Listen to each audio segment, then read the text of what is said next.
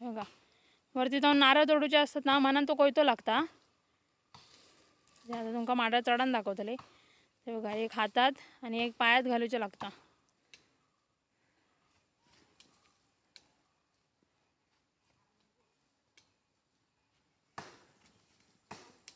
ते बघा ते चढतात. आता पूर्ण एवढा चढान जायपर्यंत खूप मेहनत घेऊची लागता. लोकांका फक्त वाटता की 50 रुपयान नारळ देतो, 60 रुपयान नारळ भेटता, पण तो कशाक एवढा महाग भेटता? किंवा एका माडाला चढायचे 50 रुपये घेतात. आता तर एवढे जास्त पैसे कशाक घेतात?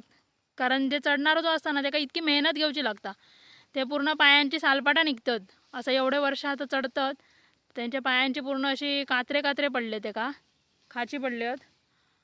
आणि हात पण खराब झालेले असत. पोटाक पण ती जी बनियन वगैरे घालतात ती पूर्ण फाटून जाता एवढं चढेपर्यंत.